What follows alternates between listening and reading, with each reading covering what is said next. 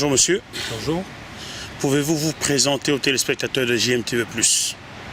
Je suis Dieudonné Taïroa Perano, citoyen gabonais. Je viens de sortir du PDG, c'est ça qui certainement a valu l'intérêt que vous apportez vers moi. Vous venez de quitter le PDG, vous dites. Exact. Avez-vous déposé une démission en bonne et due forme? Je l'ai annoncé. Oui. Je suis en train de régler les affaires courantes et la démission est déjà faite. J'ai encore quelques petites situations particulières qui m'emmènent aujourd'hui à l'ambassade. Mais c'est effectif, c'est annoncé et c'est déjà écrit. Voilà.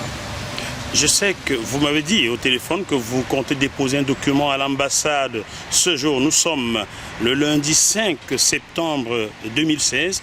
Est-ce ce document, votre démission, que vous comptez déposer à l'ambassade aujourd'hui? Non, le document à l'ambassade ne concerne pas mes relations avec le parti. Voilà. J'ai annoncé officiellement mon départ du PDG. La chose doit être formalisée par une lettre en bonne et due forme qui est déjà faite.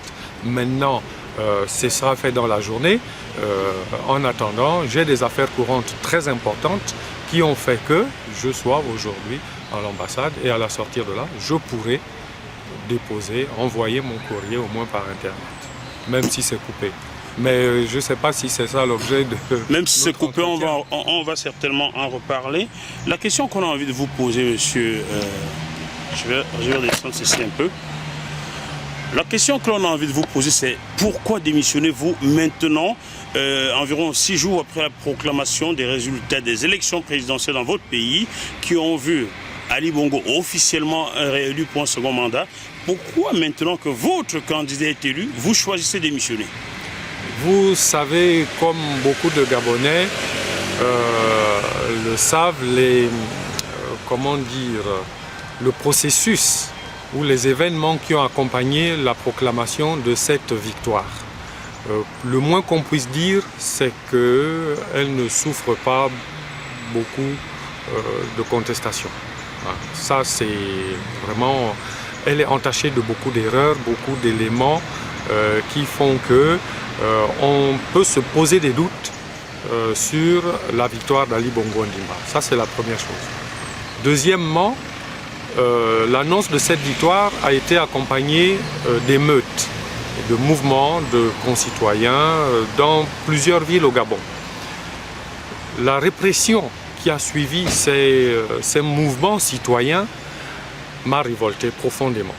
Voilà. Donc, le mensonge qui a permis à ce que Ali Bongo Ondimba soit proclamé vainqueur, le sang qui s'en est suivi font que je ne peux pas continuer à être solidaire de cette action, ni de cette famille politique, ni de ce pouvoir. La raison est toute simple. Votre nouvelle prise de décision est quand même forte comme décision. On va dire aux téléspectateurs de JMTV+, je ne vous rencontre pas aujourd'hui, cela fait 5 ans qu'on se rencontre. À l'époque, j'étais correspondant de Gabon Télévision ici en Europe. Je vous ai toujours connu comme responsable du PDG, le Parti démocratique gabonais au pouvoir dans votre pays. Et tout à coup, ces jours-ci, patatrac, ces événements dont vous parlez vous ont choqué, vous décidez de partir. En avez-vous discuté avec l'ambassadeur Germain Goyo Moussavou en amont ou pas? Oh non, non, c'est une décision personnelle. D'ailleurs, si vous suivez l'élément vidéo que j'ai diffusé là-dessus, il montre bien que la motivation principale est basée sur la conscience, sur les valeurs telles qu'on peut les acquérir quand on est chrétien, quand on est versé dans la foi. Chose que je revendique et qui est proclamée publiquement. Donc je ne peux pas m'afficher publiquement comme étant un homme de foi, comme respectant un certain nombre de valeurs et accepter que des êtres humains soient massacrés de la sorte, impunément, rien que pour servir, les ambitions de pouvoir de quelqu'un. C'est incompatible. Voilà, c'est quelque chose avec quoi je ne peux pas vivre en toute conscience. Quelle est la situation ce lundi 5 septembre à Libreville? Avez-vous des nouvelles? Y a-t-il toujours des manifestations?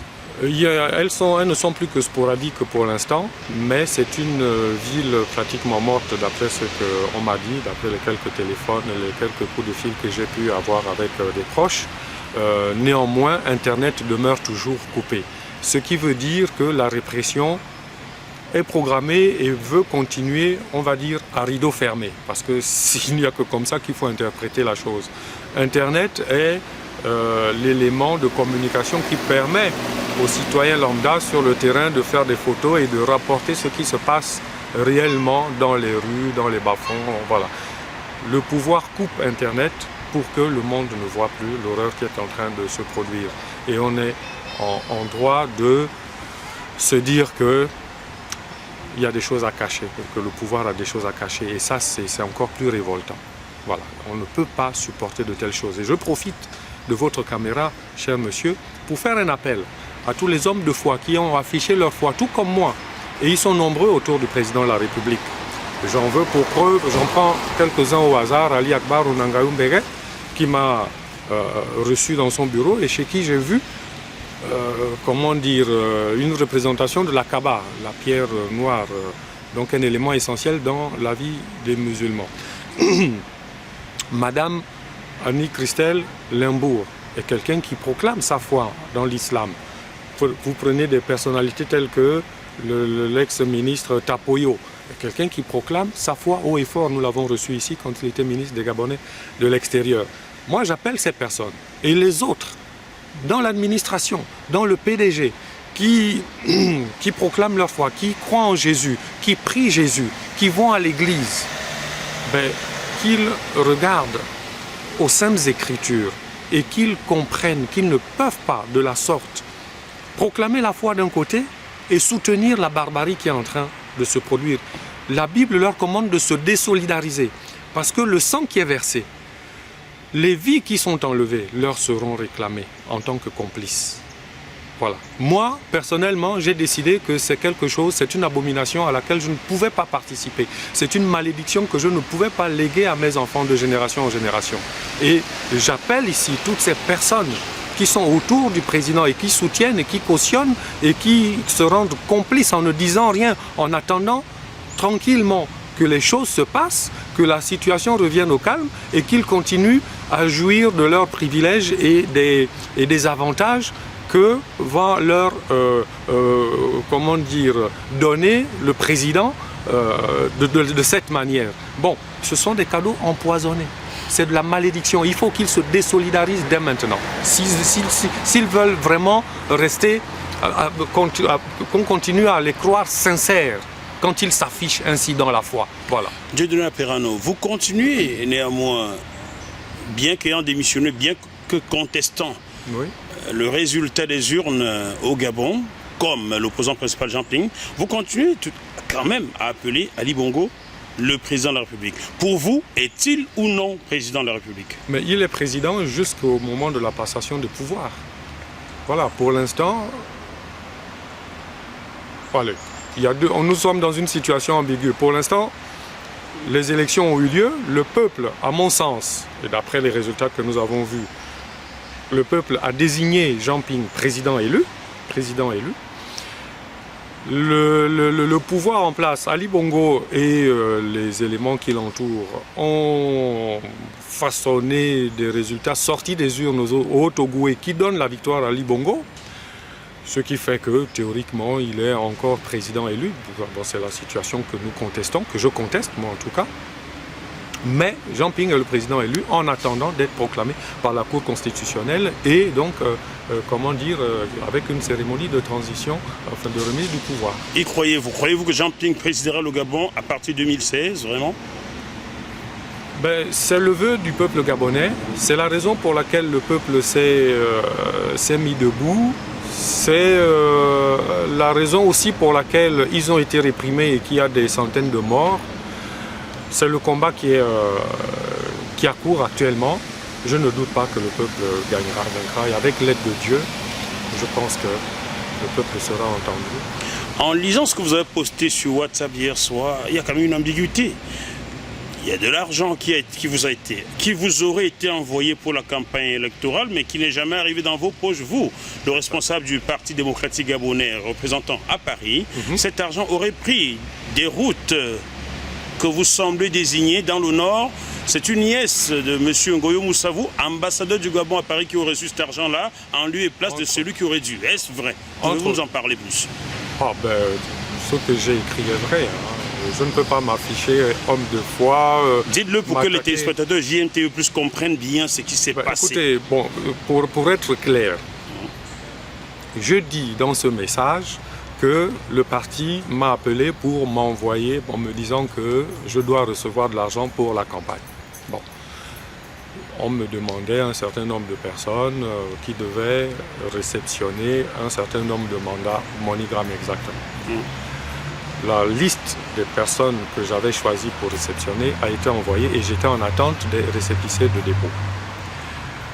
Ces récépissés de dépôt ne sont jamais arrivés, mais c'est en fin de journée jeudi que je vois une liste de personnes émanant différentes de celles que vous avez déposées. Voilà. Et qui s'activaient pour aller récupérer l'argent et qui devaient aller marger à l'endroit que j'ai indiqué dans ce message. Et c'est la chose, et c'est ce qui a été fait le lendemain, vendredi matin, jusqu'à midi. Les personnes qui ont été désignées par une autre personne, vendredi 26 août, voilà, ont récupéré l'argent et ont déposé là où on leur a dit de déposer. Donc, j'ai été dépossédé de la gestion financière de la campagne en tant que coordinateur général.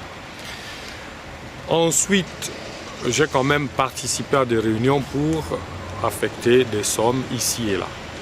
Parmi ces destinations sur le terrain, il y a eu quelqu'un que je n'avais pas, qui avait, dans la ville de Lille, quelqu'un devait recevoir et ça a été changé, comme dirait l'autre, à l'insu de mon plein gré. Est-ce que cette personne qui a finalement reçu de l'argent à Lille est la nièce de l'ambassadeur du Gabon à Paris? Je ne sais pas quelle... Il est écrit dans votre message que c'est sa nièce? Non, je n'ai pas dit que c'était sa nièce. On m'a dit que c'était sa parente, quelque chose comme ça. Sa parente? Je ne connais pas, même monsieur, ne me demandez pas des précisions aussi. Très bien. Voilà. Mais ce qui est écrit est écrit. Voilà. La personne qui devait recevoir l'argent, à mon entendement, la personne avec qui je travaille sur le terrain à Lille, c'est monsieur Nzouba Liba. Monsieur Nzouba Liba n'a pas reçu cet argent, contrairement à ceux qui étaient décidés dans la réunion. Voilà, quelqu'un d'autre l'a reçu à sa place. Voilà. Ne craignez-vous pas que vos adversaires politiques ou bien que vos camarades d'hier au sein du Parti démocratique gabonais vous accusent en se disant c'est parce qu'il n'a pas reçu de l'argent qu'il démissionne, qu'il fait ce tapage? Non, ça peut être interprété de la sorte, il n'y a pas de problème, mais moi je dis que je relève cela rien que pour donner un exemple de dysfonctionnement tel que nous les connaissons au Gabon. Dans ma vidéo, par exemple, je vous parle de l'adage qui caractérise la vie politique au Gabon. C'est le mouton broute là où il est attaché. C'est-à-dire, quand on vous nomme quelque part, votre première activité, c'est s'en mettre plein les fouilles, voilà, pour vous mettre à l'aise financièrement, au détriment du travail qu'on vous demande. Bon, c'est des détournements, c'est des falsifications, c'est voilà. Des falsifications, vous dites? Voilà, quand l'argent se retrouve ailleurs que là où il devrait se retrouver, je ne vous fais pas la liste des possibilités qu'on met en œuvre. Bon. Donc, voici un exemple que j'ai vécu directement.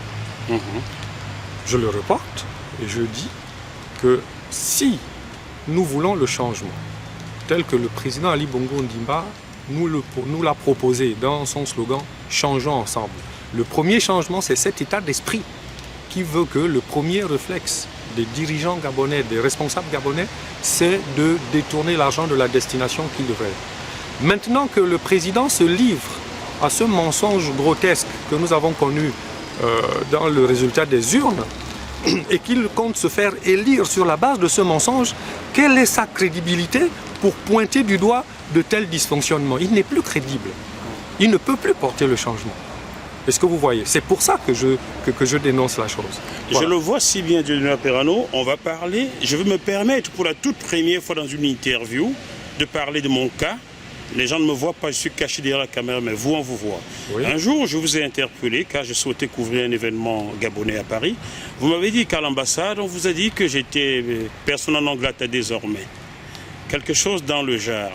Moi, je vous ai dit ça? Oui, oui. Bon, possible. Donc, on vous avait dit que je ne faisais plus partir. Oui, effectivement. Si, maintenant je me souviens. Vous vous Ça souvenez? fait longtemps. Ça fait longtemps. Oui. Alors, je vous apprends aujourd'hui, Dieudonné Perano, j'ai été correspondant officiel de Gabon Télévision en France en 2011, vous le savez.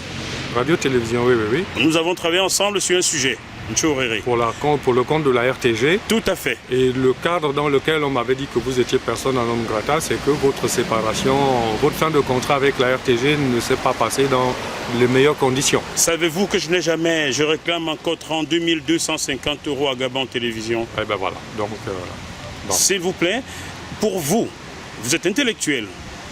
Je vous explique comment ça marche ces choses-là. Lorsqu'un média étranger veut avoir un correspondant en France, à Paris, ce média-là envoie directement une correspondance au Quai d'Orsay, à Paris. 3 semaines avant la fin de ce CDD d'1 an, Gabon Télévision a réitéré son envie de me garder comme Gabon Télévision, comme correspondant de Gabon Télévision en France pour l'année 2012, donc une seconde année. Et en cours de la deuxième année, on me dit votre contrat est supprimé. On ne verse rien. Voilà ce qui s'est passé avec Gabon Télévision. J'ai des preuves de ce que j'avance. Est-ce que maintenant, vous, qui pointez du doigt les dysfonctionnements, les détournements et tout, je vous apprends que l'ancien directeur de Gabon Télévision m'a un jour payé avec un chèque personnel sur son compte à la Société Générale basée à Bondy en région parisienne. Comment est-ce que je suis payé avec un chèque personnel travaillant pour une entreprise de l'État gabonais? Vous y comprenez quelque chose? Écoutez, allez comprendre déjà ce que je dénonce. Et je pense que la réponse est dans ce que vous venez de dire. Si ce monsieur vous a payé avec un chèque personnel, c'est que l'argent de la société s'est retrouvé dans son compte personnel. C'est la seule explication que je puisse dire, parce que je ne sais pas comment après il pourra justifier la fameuse dépense. Bon, bref, voilà. Ce sont des choses qui font en sorte qu'on ne peut pas faire confiance à quelqu'un qui se fait élire dans de telles conditions, parce que pour changer la chose, il faut que au moins les conditions d'élection soient claires et respectées de tous. Voilà. Je me mets à côté de vous pour la toute première fois en 5 ans, afin qu'on voit mon visage, qu'on sache, qu'on comprenne, qu'on sache qui dénonce quoi, qui revendique quoi. Je ne suis pas pro Ali Bongo, je ne suis pas pro Jean Ping, je suis un journaliste qui fait son travail en toute honnêteté. Je vous donne la parole aujourd'hui. Vous dites ne plus être du PDG. Et hier, quand vous y étiez, je vous avais donné la parole.